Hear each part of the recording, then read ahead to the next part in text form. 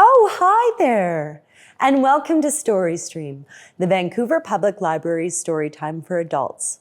My name is Jonna, and today I'll be reading to you from the Montalbano Theatre at the Central Branch of the library, which is located on the unceded homelands of the Musqueam, the Squamish, and the Tsleil-Waututh peoples. We are grateful to those people who have kept the land safe since time immemorial so that we can live, play, work, and read stories today. Now, the fantasy genre is one that is defined by use of magical elements and is most often set in a fictional universe. Fantasy is rooted in the oral tradition, and tales within the genre are often inspired by mythology and folklore. Now, Zenna Henderson was one of the first female authors of fantasy and science fiction who never used a nom de plume, choosing to publish under her own name. Although considered to be a pre-feminist writer, she certainly used traditional female characters like nurses and teachers to uplift and showcase the compassion and tenderness of women. Writing was somewhat of a lark to her, as she continued working as an elementary school teacher despite her writing success. Today's story, The Anything Box, may well be derived from her experiences in education. Critics believe that her years as a teacher helped her to write believable characters while illustrating deeper themes of community and communication. Without further ado, please enjoy today's reading of The Anything Box by Zenna Henderson, which will be read by today's very special guest, local actress, audiobook narrator, and friend of the Vancouver Public Library, Althea Kaye.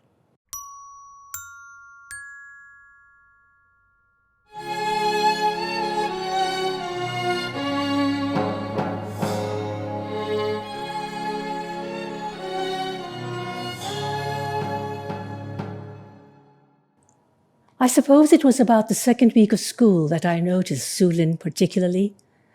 Of course, I'd noticed her name before and checked her out automatically for maturity and ability and probable performance the way most teachers do with their students during the first weeks of school. She had checked out mature and capable and no worry as to performance, so I had pigeonholed her, setting aside for the moment the little nudge that said, "Too quiet," with my other no worries, until the flutter and flurry of the first days had died down a little. I remember my noticing day. I had collapsed into my chair for a brief respite from guiding hot little hands through the intricacies of keeping a Crayola within reasonable bounds, and the room was full of the relaxed, happy hum of a pleased class as they worked away, not realizing that they were rubbing blue into their memories as well as onto their papers.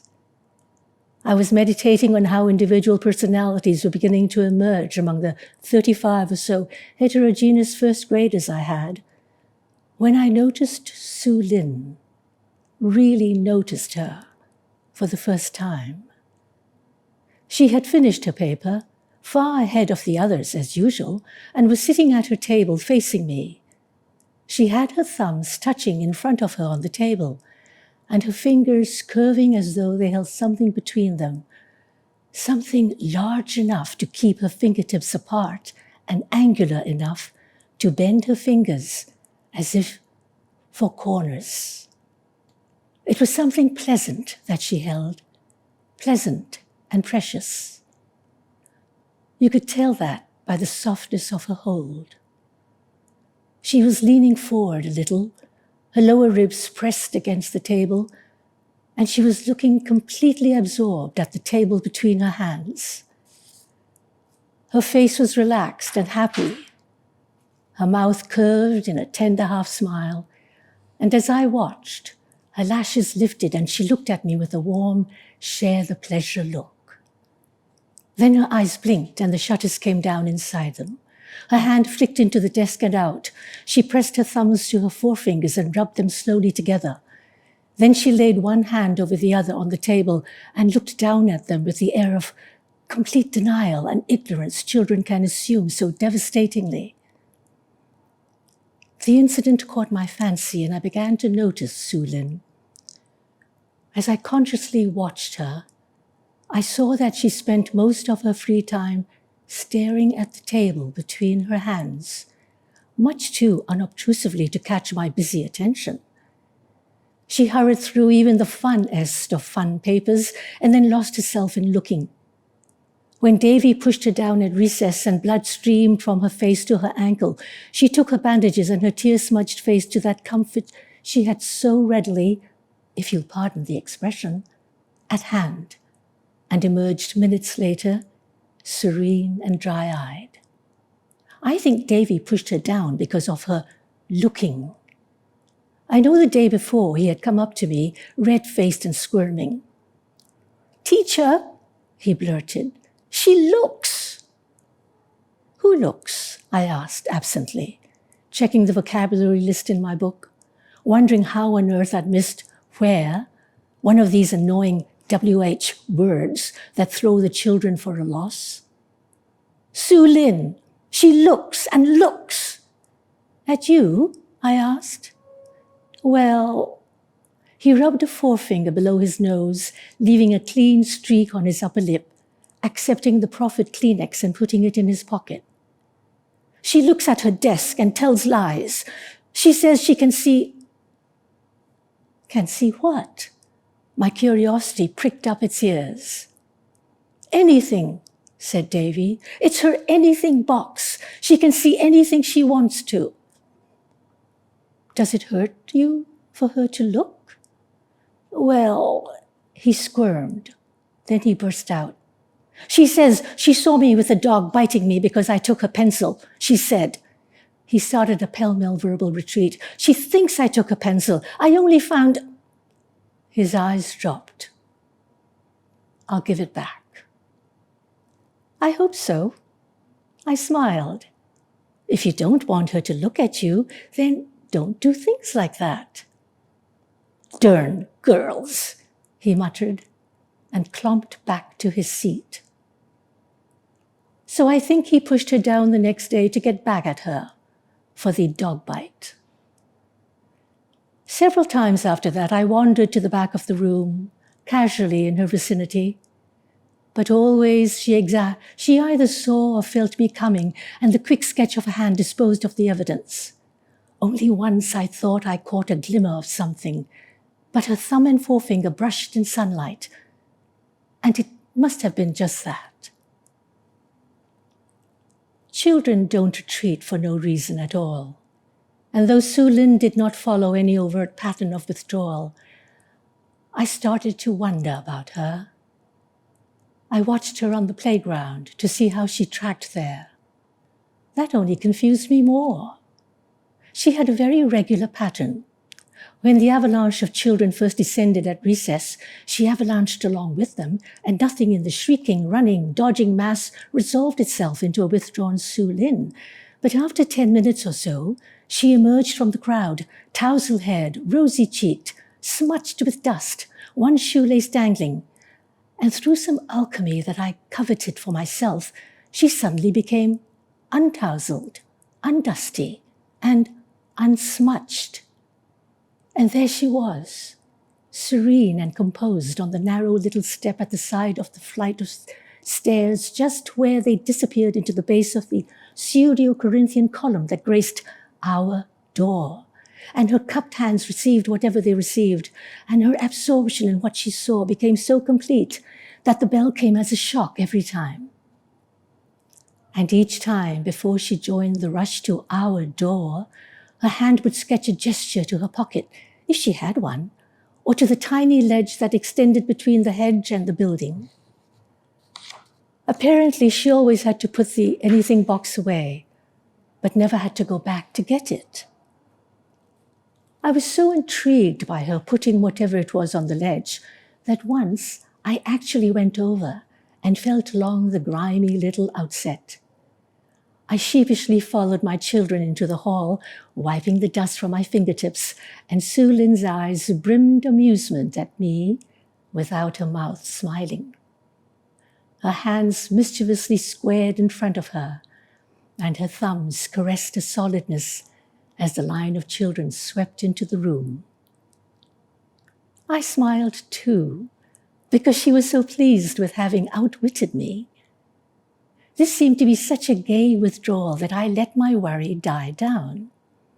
Better this manifestation than any number of other things, other ones, that I could name. Someday, perhaps, I'll learn to keep my mouth shut. I wish I had before that long afternoon when we primary teachers worked together in a heavy cloud of ditto fumes, the acrid smell of India ink, drifting cigarette smoke and the constant current of chatter, and I let Alpha get me started on what to do with our behavior problems.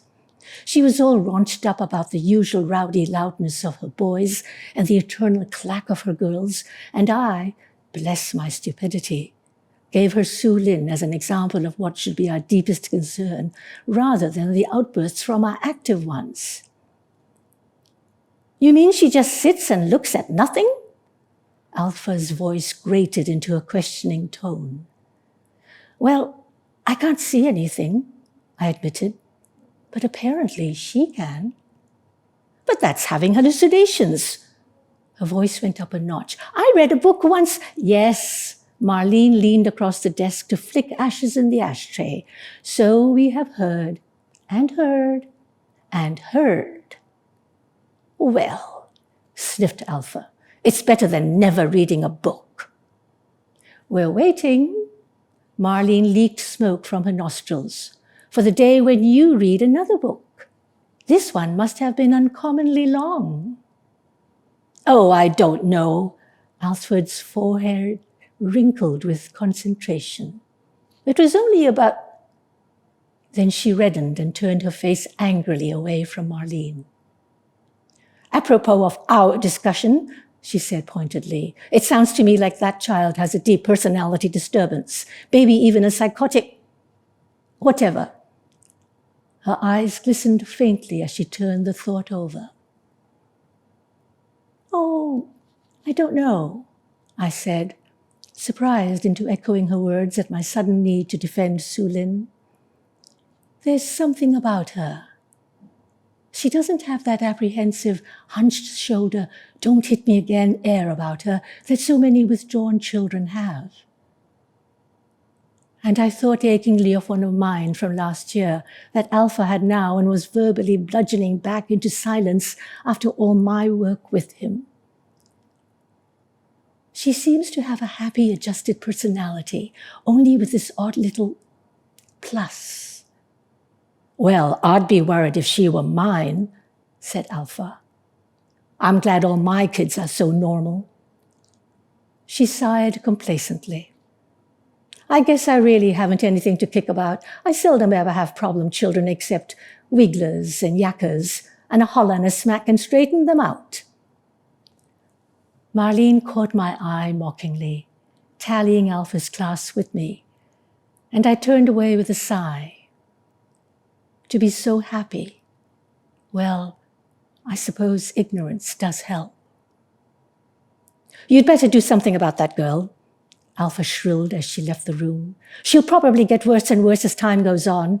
Deteriorating, I think the book said." I had known Alpha a long time, and I thought I knew how much of her talk to discount, but I began to worry about Su Lin. Maybe this was a disturbance that was more fundamental than the usual run-of-the-mill that I had met up with. Maybe a child can smile, a soft, contented smile, and still have little maggots of madness flourishing somewhere inside. "Oh, by gorry," I said to myself defiantly, "maybe she does have an anything box. Maybe she is looking at something precious. Who am I to say no to anything like that?" An anything box. What could you see in an anything box? Heart's desire? I felt my own heart lurch, just a little, the next time Su Lin's hands curved.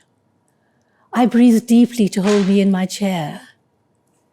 If it was her anything box, I wouldn't be able to see my heart's desire in it. Or would I? I propped my cheek up on my hand and doodled aimlessly on my time-scheduled sheet. How on earth, I wondered, not for the first time, do I manage to get myself off on these tangents. Then I felt a small presence at my elbow and turned to meet Sulin's wide eyes. "Teacher?" The word was hardly more than a breath. "Yes?" I could tell that for some reason, Sulin was loving me dearly at the moment. Maybe because her group had gone into new books that morning. Maybe because I had noticed her new dress, the ruffles of which made her feel very feminine and lovable. Or maybe just because the late autumn sun lay so golden across her desk. Anyway, she was loving me to overflowing, and since, unlike most of the children, she had no casual hugs or easy, moist kisses, she was bringing her love to me in her encompassing hands. "See my box, teacher? It's my anything box." "Oh my," I said. "May I hold it?" After all, I have held, tenderly or apprehensively or bravely, tiger magic, live rattlesnakes, dragon's teeth, poor little dead butterflies, and 2 ears and a nose that dropped off Soji one cold morning, none of which I could see any more than I could the anything box. But I took the squareness from her carefully, my tenderness showing in my fingers and in my face. And I received weight and substance and actuality. Almost I let it slip out of my surprised fingers, but Sulin's apprehensive breath helped me catch it, and I curved my fingers around the precious warmness and looked down, past a faint shimmering down into Sulin's anything box.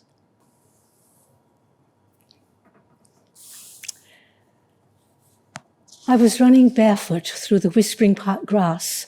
The swirl of my skirts caught the daisies as I rounded the gnarled apple tree at the corner.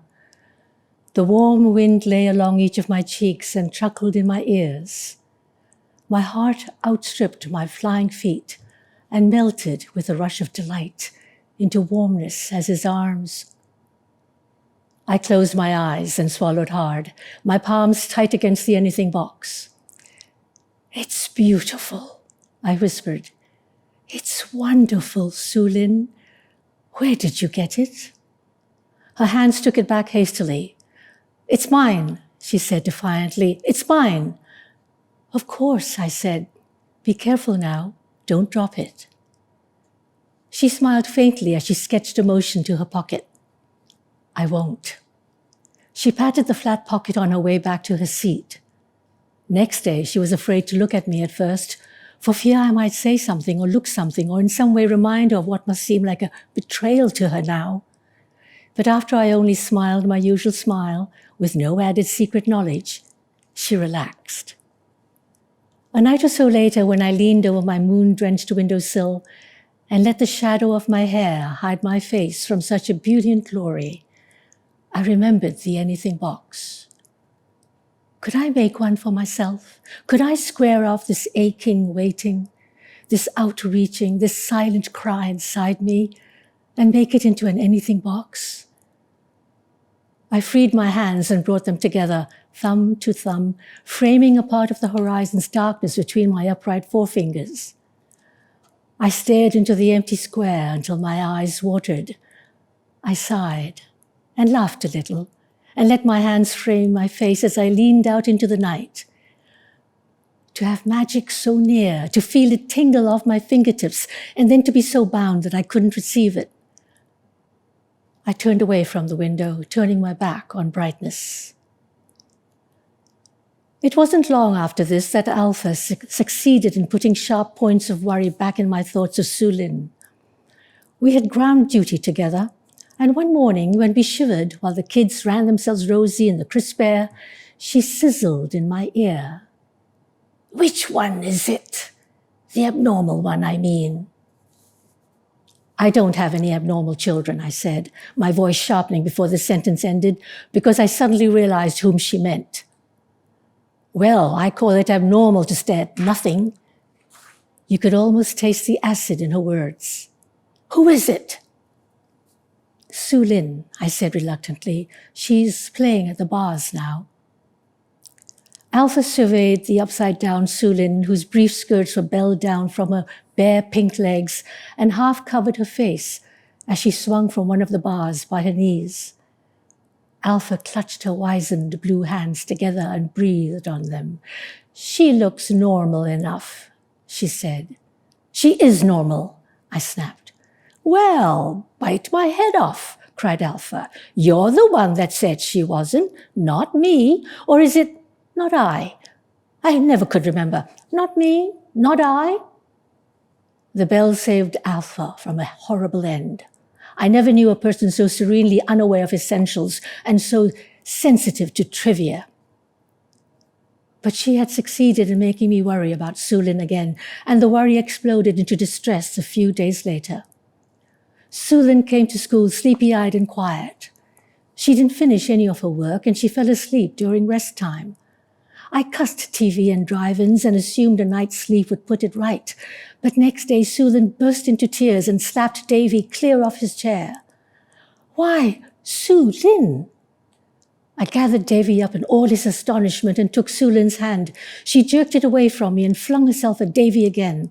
She got 2 handfuls of his hair and had him out of my grasp before I knew it. She threw him bodily against the wall with a flip of her hands, then doubled up her fists and pressed them to her streaming eyes. In the shocked silence of the room, she stumbled over to isolation, and seating herself back to the class on the little chair, she leaned her head into the corner and sobbed quietly in big, gulping sobs. "What on earth goes on?" I asked the stupefied Davy, who sat spraddle-legged on the floor, fingering a detached tuft of hair. "What did you do?" "I only said, rob a daughter," said Davy. "It said so in the paper. My mama said her daddy's a robber. They put him in jail 'cause he robbed a gas station." His bewildered face was trying to decide whether or not to cry. Everything had happened so fast that he didn't know yet if he was hurt. "It isn't nice to call names," I said weakly. "Get back into your seat. I'll take care of Sulin later." He got up and sat gingerly down in his chair, rubbing his ruffled hair, wanting to make more of a production of the situation, but not knowing how.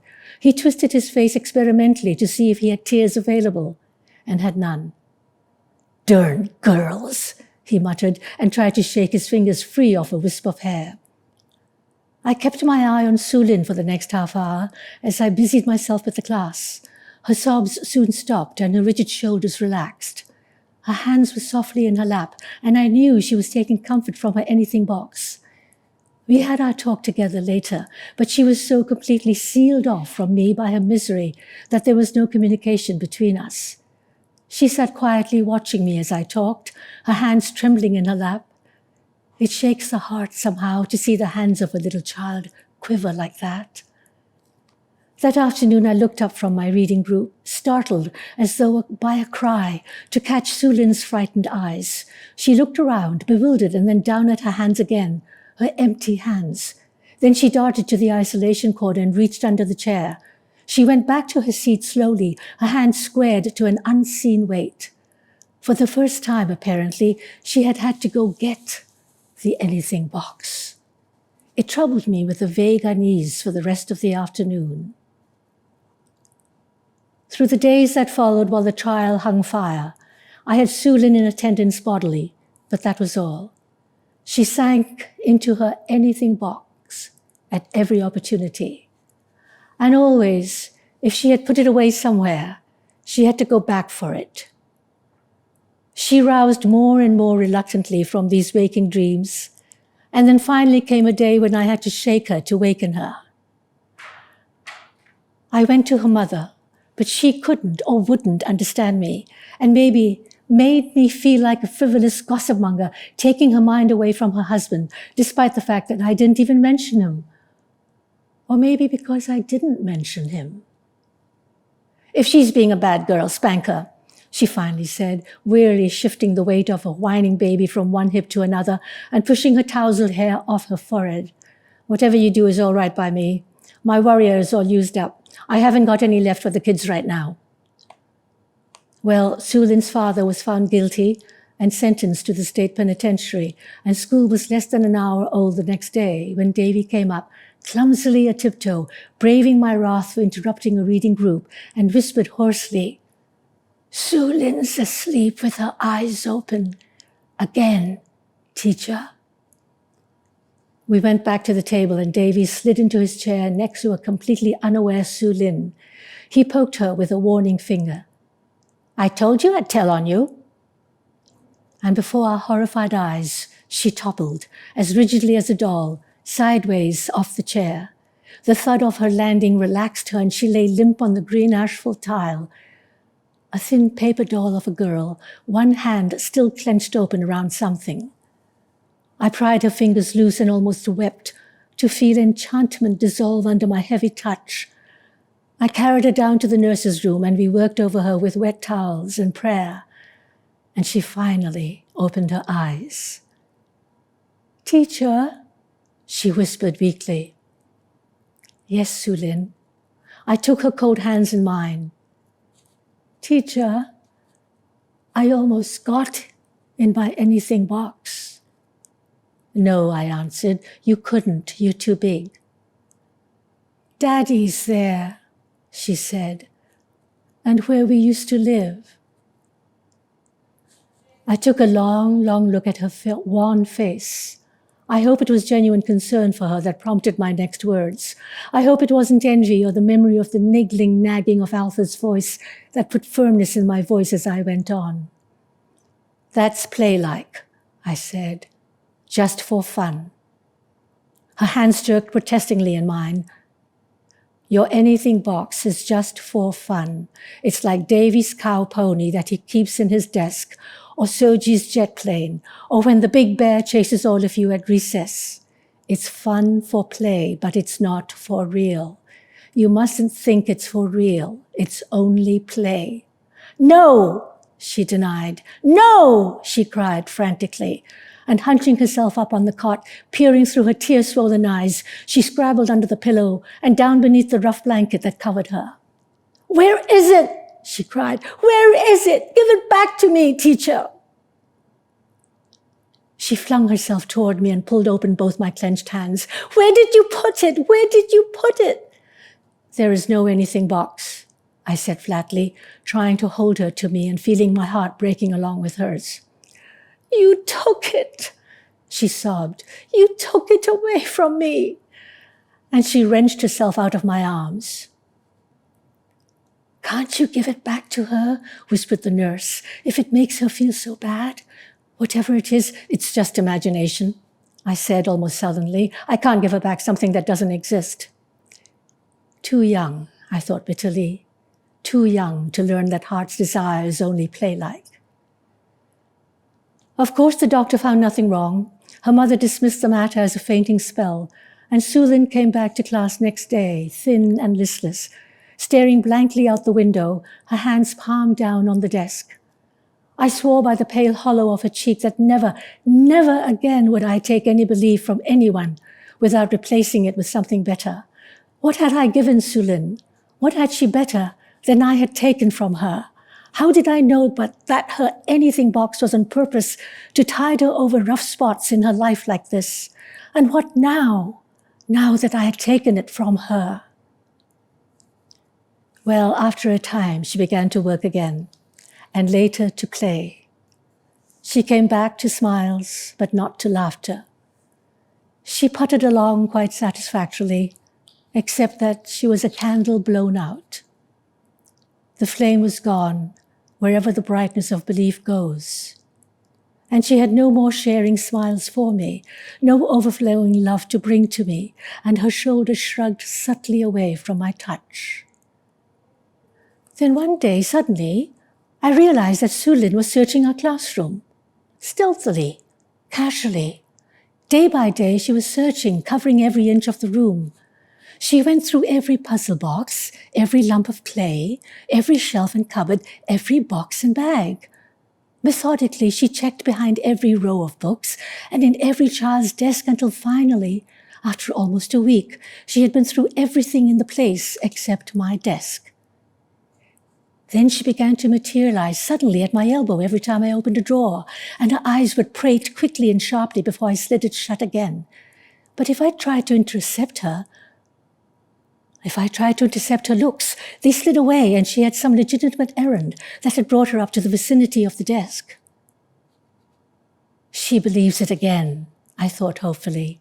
She won't accept the fact that her anything box is gone. She wants it again. But it is gone, I thought drearily. It's really for true gone. My head was heavy from troubled sleep, and sorrow was a weariness in all my movements. Waiting is sometimes a burden almost too heavy to carry. While my children hummed happily over their fun stuff, I brooded silently out the window until I managed to laugh at myself. It was a shaky laugh that threatened to dissolve into something else, so I brisked back to my desk. As good a time as any to throw out useless things, I thought, and to see if I can find that colored chalk I put away so carefully.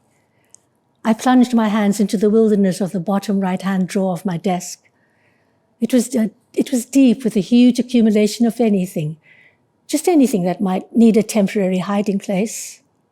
I knelt to pull out leftover Jack Frost pictures and a broken bean shooter, a chewed red ribbon, a roll of cap gun ammunition, 1 striped socks, 6 numbers papers, a rubber dagger, a copy of the Gospel according to St. Luke, a miniature coal shovel, patterns for jack-o'-lanterns, and a pink plastic pelican. I retrieved my Irish linen hanky I thought lost forever, and Soji's report card that he had told me solemnly had blown out of his hand and landed on a jet and broke the sound barrier so loud that it busted all to flutters. Under the welt of miscellany, I felt a squareness. Oh, happy, I thought, this is where I put the colored chalk. I cascaded papers off both sides of my lifting hands and shook the box free. We were together again. Outside, the world was an enchanting wilderness of white, the wind shouting softly through the windows, tapping wet, white fingers against the warm light. Inside, all the worry and waiting, the apartness and loneliness were over and forgotten.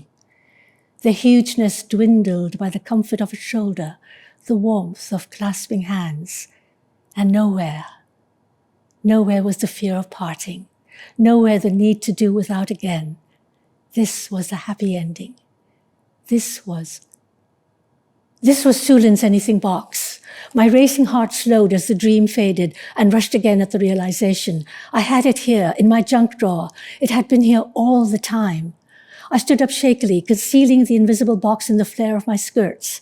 I sat down and put the box carefully in the center of my desk, covering the top of it with my palms, lest I should drown again in delight.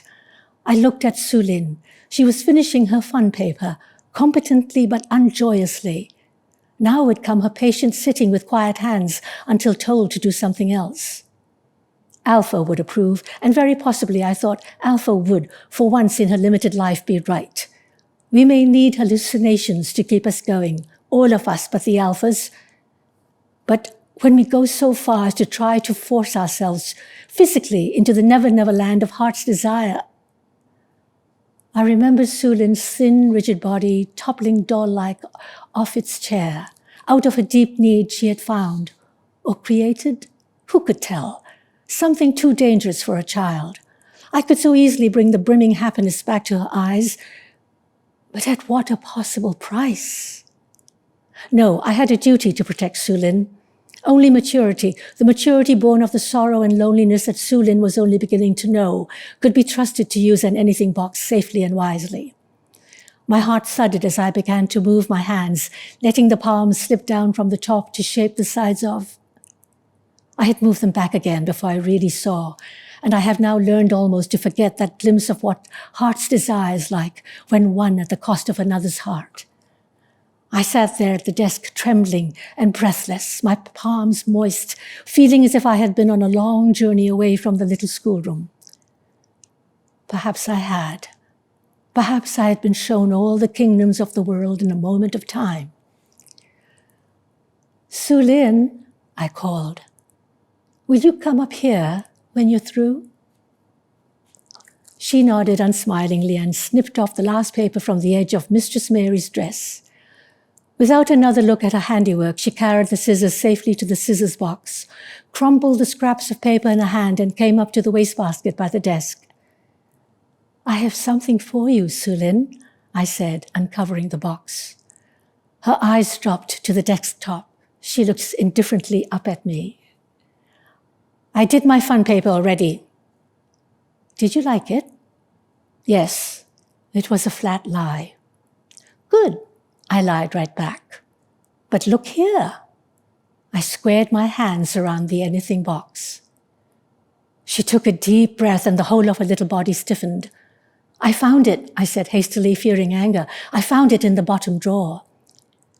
She leaned her chest against my desk, her hands caught tightly between, her eyes intent on the box, her face white with the aching want you see on children's faces pressed to Christmas windows.